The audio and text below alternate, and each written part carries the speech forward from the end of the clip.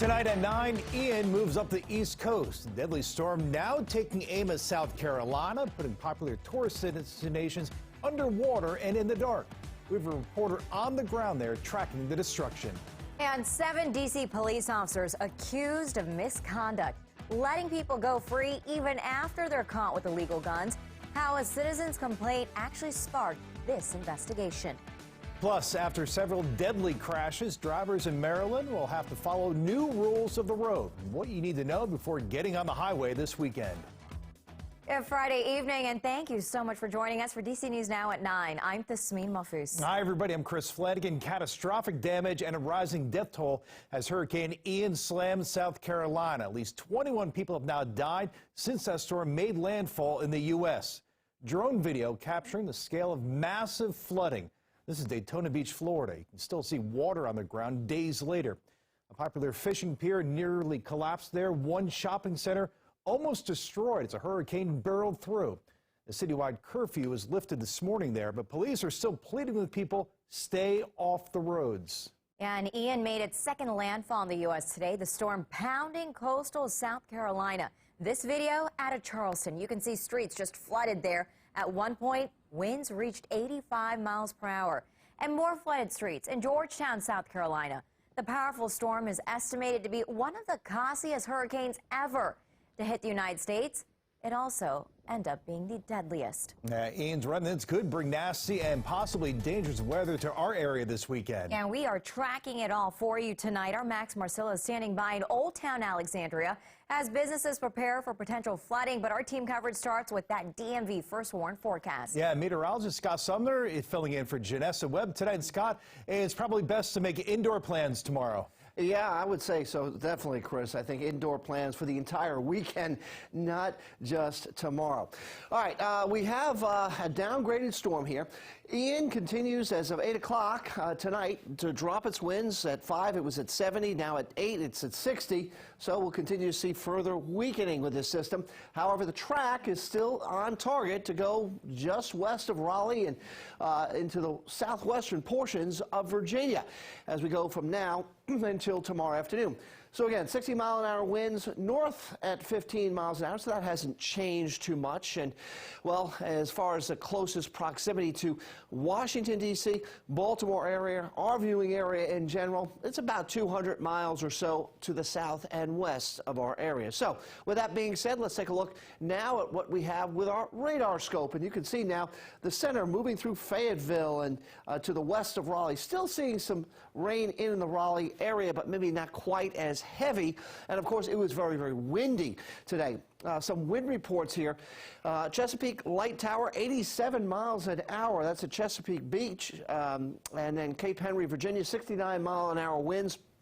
Knott's Island, North Carolina, 57 mile an hour.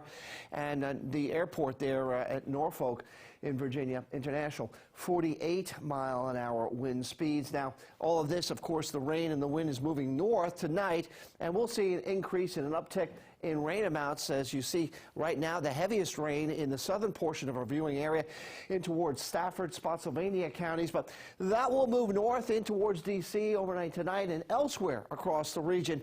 And then we'll see probably a bit of a weakening by the daylight time frame, early morning hours of the heaviest rain. But like I said, it is going to be continuing to rain on and off throughout the weekend. We'll talk about how much total rain could fall for us coming up in my full forecast. All right, Scott, we'll see you then. All right, breaking down Hurricane Ian by the numbers now. At least 21 people have died from the storm, though that number is expected to rise substantially. Almost 2 million people out of 11 million in that region still have no power tonight. More than 700 rescues have been performed, that according to Florida Governor Ron DeSantis. DeSantis says crews have gone door to door to more than 3,000 homes in the hardest hit areas. All right, Old Town Alexandria, no stranger to flooding, and with heavy rain on the way, they're preparing there like they have many times in the past. Our Max Marcilla covers Northern Virginia for us. He joins us live from Old Town. Max, it's starting to rain where you are.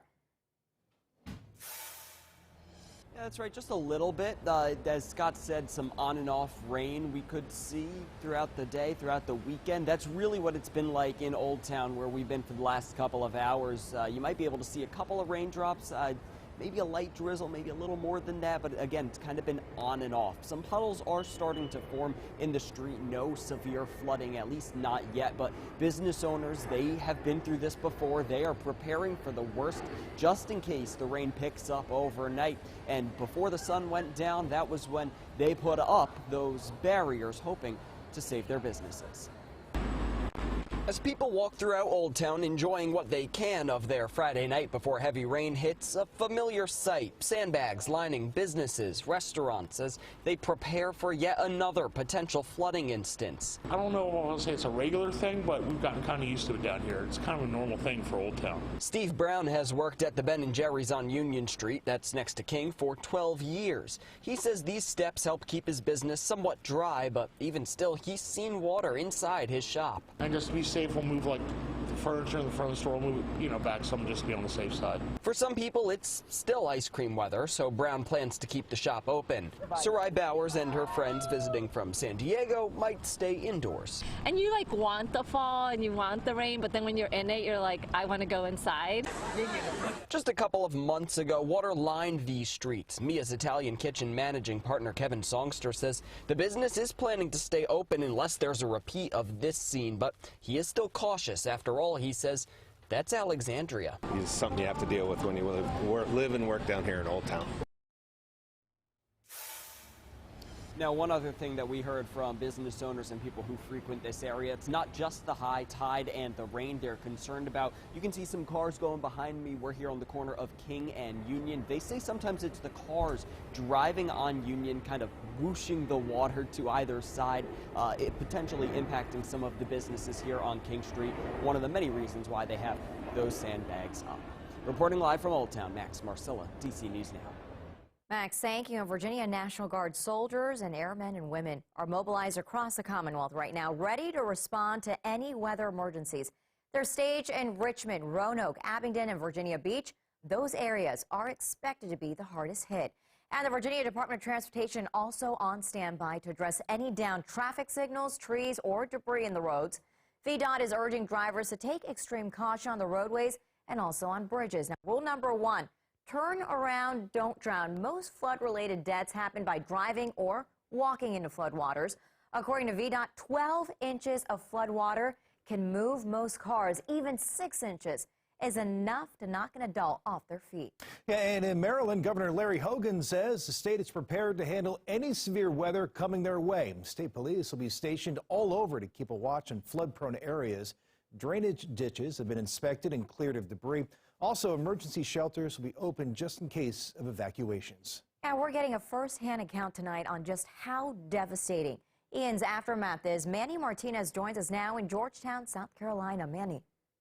We are here in Georgetown along the Harbor Walk and along Front Street here, and the Harbor Walk backs up to the water, where all of this area where we are yesterday was completely submerged underwater. That at this point is now, this is just what is left of it. But up and down today, we've talked to a couple of business owners. Some of them have had very minor flooding, others a little worse than that, and are right now just sweeping water out of their storefronts and hopeful that they can somehow come up with solutions for ways to mitigate the surge and floodwaters. But they mentioned that the combination of high tide, strong winds, as well as all of that rain just pummeled this area and flooded this street.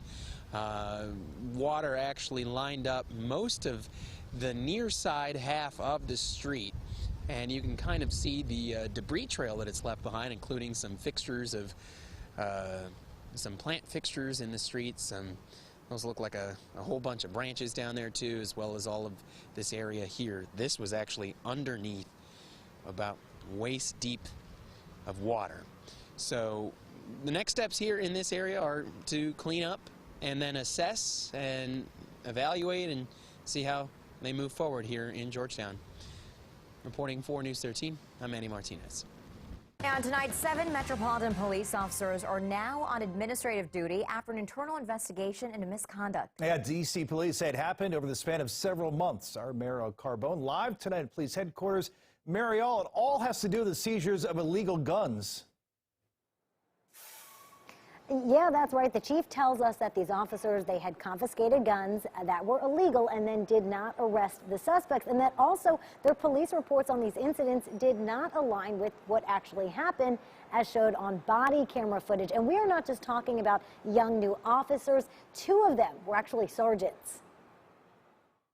I'm disappointed. 7 MPD officers now on administrative duty as an ongoing internal affairs investigation looks into misconduct on the job. To have members who, in these cases, appear to do things that are not consistent with what we train, what we teach, that's very disappointing to me. Police Chief Robert Conti says it all started with a citizen's complaint on September 11th. Internal Affairs reviewed the body-worn camera footage of that incident, and that's when it found an unrelated issue of officer misconduct. 2 officers confiscating an illegal gun and not arresting the person or ever filing an arrest warrant. They've since been placed on non-contact duty. We have a responsibility to community to make communities safer. That does not make communities safer when we allow people, in some instances, potentially armed felons, to go on about their business and just recover the firearm. It's only a short amount of time before they're in possession of another firearm, and I'm sure of that. The misconduct sparked a larger investigation, and after reviewing months of body-worn camera footage, 5 more officers were placed on administrative duty. In all, Conti says the initial investigation found 7 instances where this happened. The bottom line is, again, we have responsibility for enforcing the law. The majority of our officers come to work every day. They do their job. In this case, it sounds like these officers, and what I'm seeing from these instances, we have some members who didn't do their job in these instances.